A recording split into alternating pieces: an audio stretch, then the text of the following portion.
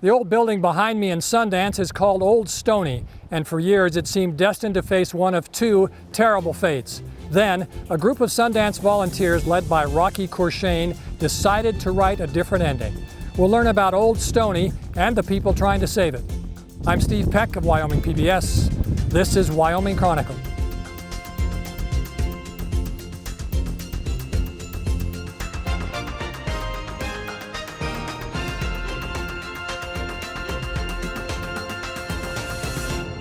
Funding for this program is made possible in part by the Wyoming Humanities Council, helping Wyoming take a closer look at life through the humanities, thinkwy.org, and by the members of the Wyoming PBS Foundation. Thank you for your support. I'm Steve Peck of Wyoming PBS. Welcome to Wyoming Chronicle. We're here today with Rocky Courchain at the building in Sundance, which, among other things, is the Crook County Museum. Rocky, tell us the more familiar name of the structure we're in. Is lovingly known as Old Stoney. Old Stoney, and in fact the Old Stoney name is now incorporated as part of a project that you've been undertaking now for a long time. Just in a nutshell, and we're going to get into more detail, but tell us what it is you're trying to do here. The restoration of this building. Mm-hmm. It was falling in disrepair back in the 80s, and it really needed somebody to love it and take care of it and restore it back to the beauty that it was back in 1923. And you come to this from your position as what? I'm the museum director of the Crook County Museum. And when you hired on as museum director in what year? It was about 15 years ago. 15 years ago. Did you know you were getting into a building restoration project at the time? No. But it's become, at least in this part of your life's work essentially, hasn't it? Yeah, for the last 15 years. What was Old Stoney originally? Why is it even here? In 1923, the county needed a new high school. The original high school sat at the foot of the Sundance Mountain behind us, and they said when the wind blew, it swayed like a ship. And can't have that. Can't have that. Not for their. It was a big two-story, gorgeous Victorian building, and they decided to build a new one. And there were people in this community that understood the importance of education for our area back in the 20s. There was a lot of farmers and ranchers who just wanted their kids just to become farmers and ranchers. And the education system knew that, yeah, that's okay, but you still need an education to do this. And there's a great quote on the top of the front door as you go out. And it pretty well explains that, you know, an education sticks with you forever. You can build buildings, you can build, you know, great cities, but the educated mind is what stays with the person. This is something I've noticed across a lot of towns in Wyoming. In the years immediately following, oftentimes, World War I, buildings kind of like this went up in smaller communities all over the place. And it was a sign of community pride and progress and ambition. And then, why isn't it still the high school? They built a new high school back in around 1945. And then they turned this building into the elementary. I see. Until 72. And you attended? I attended second and third grade in this school. You did? Yeah. And so you're a Sundance guy? I am a Sundance guy. Actually, Beulah, but we were bused 20 miles to get here. And then in about early 1970s, ceased to be a school altogether. Yeah, they used it for storage and a few small offices, but not as a school anymore. The option that I've observed many places that a building generally like this faced, one of two options, neither of them very good: crumbling, forgotten eyesore, or demolished. Yeah. You didn't like either of those? No. And neither, you've told me about a group of people in town that felt the same way. Yeah, the Heritage Association found out that the county was going to tear it down. And it was a group of students that were here in the 40s, and they said, we're not going to lose our building, because it's a gorgeous building. And they got together, and they took the white elephant from the county and said, we're going to save it. But they could never get the steam behind them to fully save it. They fixed the broken windows so the birds and everything stayed out of it. They did what they could to preserve what they had. But it took a bigger effort and a bigger idea. For example, you said the Crook County Museum is here now. Where was the Crook County Museum before it was here? It seems such a great logical place to have it, but that wasn't always true. In '68, they formed the museum board, and they put the museum in the basement of the Crook County Courthouse.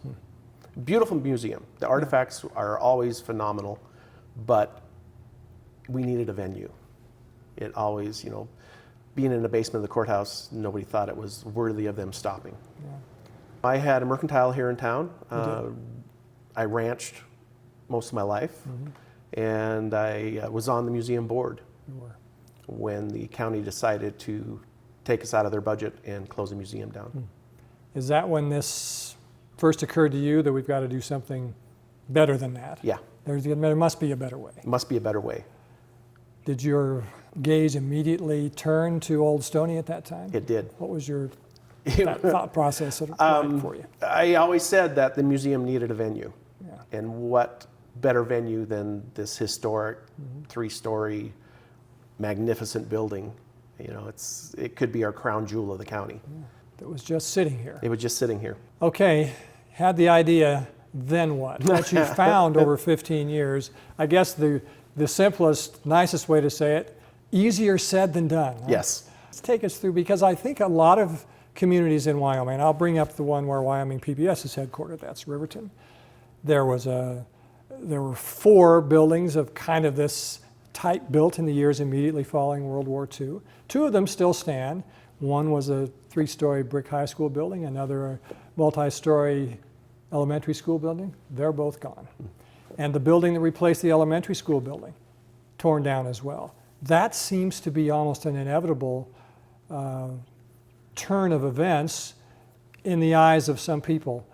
But I think a lot of communities would want to know, or could learn, would you agree, from what you've learned here, and it's more than you bargained for probably. Yeah.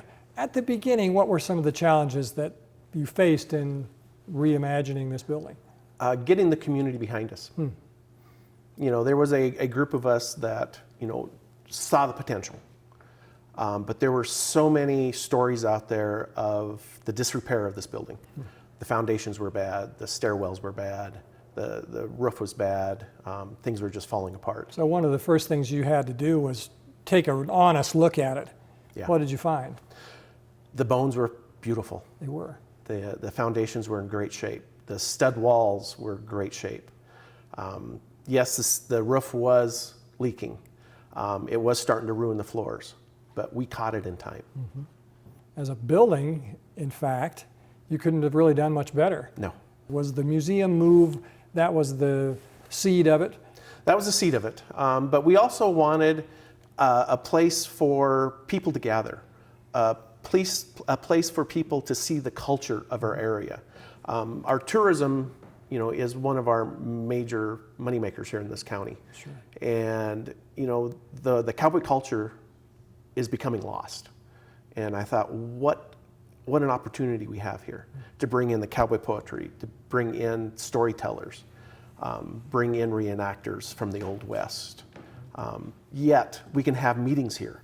Yet we can have cultural events, fundraisers, art shows.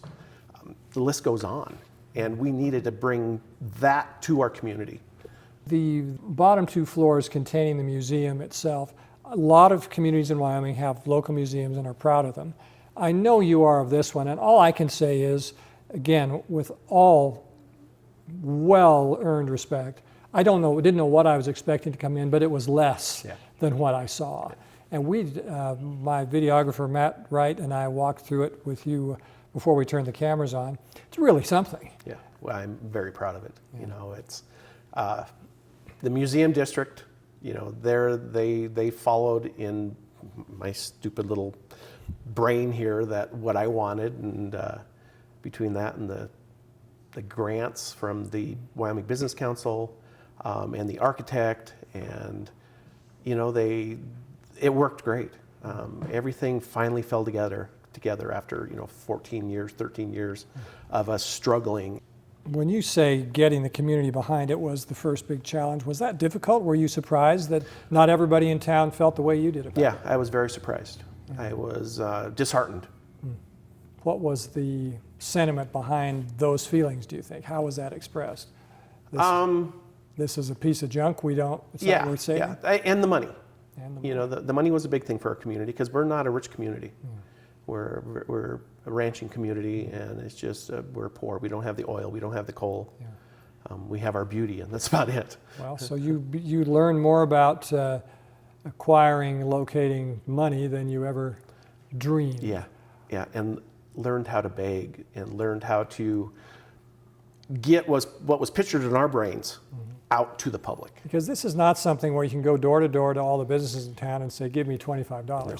That can do some things with that, but it took much more money than that. Because people watching today might be looking at the room we're in from what they can see of it and think, well, what's going on here? We're in the part of the building up on the top floor that isn't complete yet. The floors below us have come to vision, so to speak, I think largely the way you intended. And I'll just say, if you haven't been to it, it's just fantastic to come in for any museum, but a town of 1,000 people, to see what you've done, make the most of the history. You have to be pleased with how that part of it's gone. Very. Yeah. Very. I still come into work and just smile. Yeah. Because it was such a process. The remaining process is up here on the third floor. It's largely empty now. We're down to the stud walls, you say, and we can see the authentic 2x4s and 2x6s the way they used to be made. What is it that you hope to accomplish on this floor?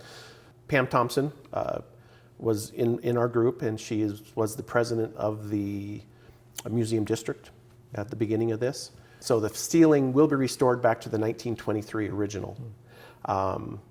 We can have a group of bathrooms up here, so you don't have to go down to the basement floor to use the bathrooms. We'll have a great meeting room. We'll have a kitchen. So anything that the facilities will be here.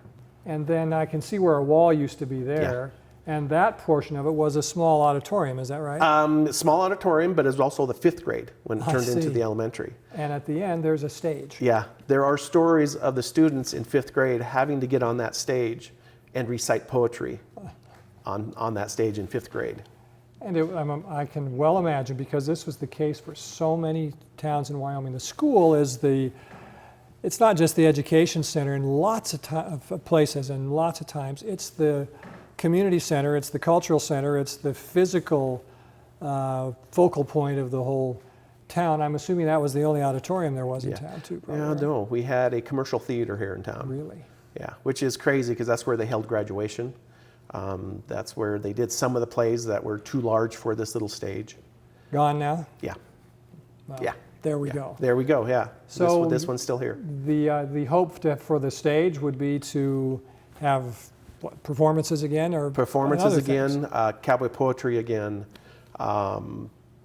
just cultural events that people don't have to drive 80 miles to go to. Right. You know, it'll be here in Sundance. For those in Wyoming who don't know where Sundance is, imagine the big square. It's the upper right-hand corner. Northeast corner. It's northeast corner. We're near the border of South Dakota. And you said that you've been to an event in Spearfish, South Dakota, across the border, and you noticed something. Yeah, half of the audience was from Kirk County that was there that night. Yeah. And that's when it really hit me, thinking, you know, why do they have to drive 30 miles or 40 miles or 50 miles? And it's like, why can't we do that in Sundance? In the 15 years, there have been many, many hurdles to cross, and you've done it again and again and again and again. Give me an example or two of something that needed to be done and you found a way to do it so that you could move on to the next one. You talked about the windows, I know, for example. Yeah, windows and the roof. Like the windows, we sold window squares. And we had a plot of the windows, and for $3,000, you will have your family's name or your class of 72 or, you know, some memory on a plaque on those windows. So that bottom middle one there, I could have bought it in my name, Yeah. and there's a place elsewhere in the building that Yeah. you'll see who did it. Yeah. So the windows in the room we're in now are new, but they're authentic to the original in a way, Yes, right? Yes. yeah. The State Historical Preservation, we had to go through them to get the correct style of window. So here's the kind of thing I'm talking about. It's not just, hey, let's call the lumber yard and No. then we'll bring down some windows. We're going to do this right and get the money that we're seeking for the purpose that we're seeking it. Yeah. There's ways to do it. Yeah. And you have I mean, it's always, to do it correctly, you got to spend a little bit more money. And we knew that. And that's where a lot of people, they didn't like, because you can go down to the hardware store and buy this and this and this. And it's like, if we want to do this correctly and make this building last for another 200 years, we got to spend a little money. There's a great elevator in here now. And you, when we came up, hauled some of our gear up here today, you used that as an example of how you wanted to do things here and how you didn't. Yeah. Talk to us about the elevator a little bit. I needed to make it big enough for pianos, organs, Yeah. my showcases, and like caterers. And so it's big. It's a freight elevator, but I didn't want a plain freight elevator.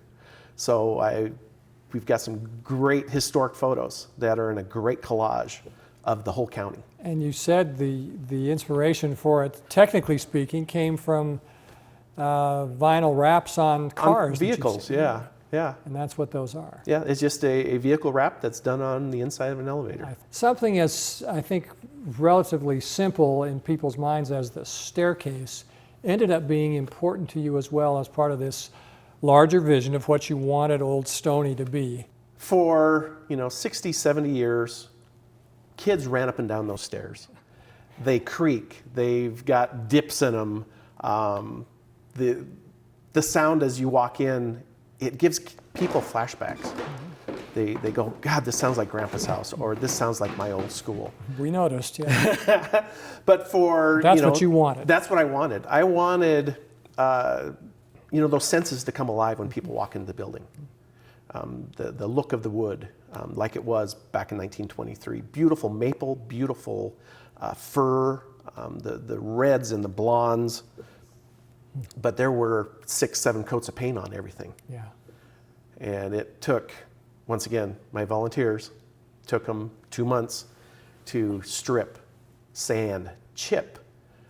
We got down to the original layer, and I don't know what they used, but the corners were about a 1/4 inch thick, and it wouldn't sand, the stripper wouldn't touch it, and we had to get a grinder after them and grind it off because it was that hard, but it preserved them. And so you have the staircase that you, among other kids, ran up and down rather than what, and no offense intended, what an architect might have said, look, let's put a modern built-to-grade staircase in here and be done with it. Yeah. And that's not how you wanted to do it. No, I wanted those senses to come alive as you walked in the building. So this is an interesting part of Wyoming, beautiful part of Wyoming, historic part of Wyoming as well. Tell us about the name Sundance and the courtroom that's you preserved downstairs. Sundance originally got its name from the Native American ritual. Yeah. But the Sundance Kid was jailed here for 18 months for stealing a horse and a gun from a rancher north of town here. And when he was let go early on parole, he ended up being called the Sundance Kid. So there was a building, generally speaking, somewhat like Old Stoney that was the courthouse, but it's gone. Yeah.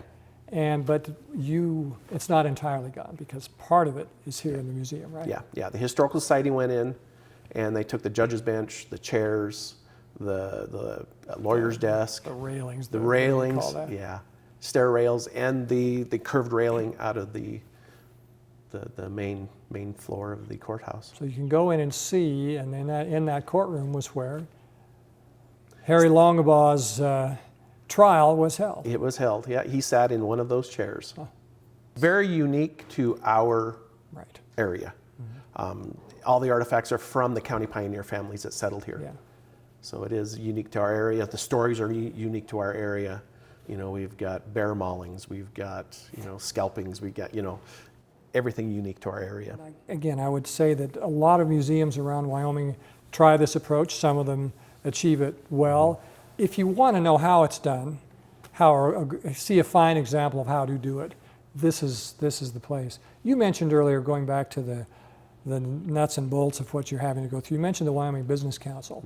And you use Business Council resources to get a lot of this done, correct? Right. And one of the requirements is that you have to have some commercial business in the, what's a county museum building, correct? And you achieved that. Yes. Yes, we've got Senator Lummis's office downstairs. I see. We have a therapist, and we have a lawyer, and another political office downstairs, and also the museum gift stores down there. And if they want to come in and have their office here, then they have to have it in this authentic form that's not just a Main Street storefront. It's we've got you got to do it the Old Stoney way. Yeah. And you found people that were willing to do that. They were wanting it. Yeah. You know, they really wanted to be in this building. You went through a couple of different processes of approval where the Business Council approved funding for it. But recently there's been a change in the rules of the Business Council itself, and that has threw up another toe stub for you. What happened there? Yeah, when they changed the rules, that we no longer qualified for the grant process. The old process was to get businesses and to provide money for buildings in communities to start businesses. And you know, we got the museum. We've got four offices and one retail space downstairs. And then when we got to phase 2, this is this phase here, which is our main moneymaker. This is where we were going to hold plays and rent it out, you know, every weekend for weddings and presentations and corporate meetings. And they changed their rules, and we no longer qualify for that money now through the Business Council.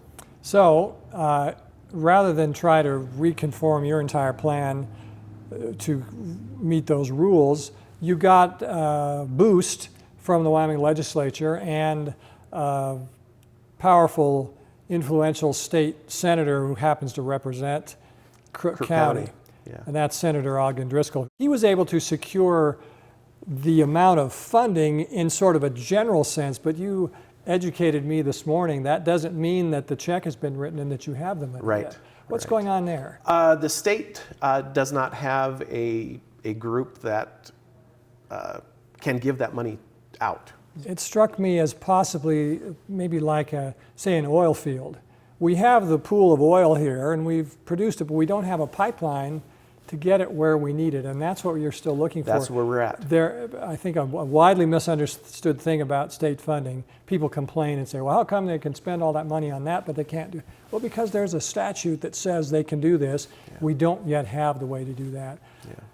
I know you're not a politician and elected official. Are you hopeful that someone's going to find a way so that the money that has been allocated but not yet appropriated, to use the terminology, can still get to it? We're hoping. This needs to be done as soon as possible. You know, this is our moneymaker. Yeah. You know, we are, you know, yes, the museum's beautiful. Yes, we have the offices. Yes, we have the retail space going right now. But this area, the auditorium, the main cultural center of the building, is sitting here. And we're not talking about $10,000. We're talking about how much? About $2.7 million. $2.7 million still. That's what it takes. And you've no doubt picked through the brains of a lot of people who've done similar things or portions of things that you're trying to do. Yeah. Do you find them to be helpful in that way? Yes. Do people come to you about this sort of thing yet? They do. They do. They do, yeah. If you had to advise someone, say a museum board or a historical board or redevelopment commission, what are some lessons you've learned and what could you impart to the town 200 miles away from here who might be wanting to take on something like this? Perseverance, I'm sure, is number one. Yeah, don't give up. You know, be bullheaded. Yeah. Try every avenue. Get out there and talk to the public. You know, the exposure is our biggest asset. You know, don't give up. It will happen. Just keep pushing forward. Corollary to don't give up is don't settle either. Yeah, no. You're thinking big, and you still are. Yeah. After all this time. Yeah, yeah. I still want this to be the jewel of Crook County. Yeah. You know, that's the way it was envisioned 15 years ago, and it is getting there. We want this to be breathtaking when you walk in, and it'll get there. I mean, as you notice, when you walk in the front door now, the stairwells and the floors, and it's just gorgeous. I don't mind saying, I walked back outside to get my briefcase, and there were 3 or 4 visitors there taking pictures. I immediately became a convert. I realized I had. I said, Yeah. "Have you been in there yet?" I said, "You heard me say it to him when you came out later." I said, "I can absolutely guarantee you're going to love it when you go in." Yeah. And it does. I mean, you walk in the building and you smile. A long process for you. It's been worth it so far. It has. It has been definitely worth it. You've still got fire in the belly for it. Oh yeah. Yeah, we're not giving up.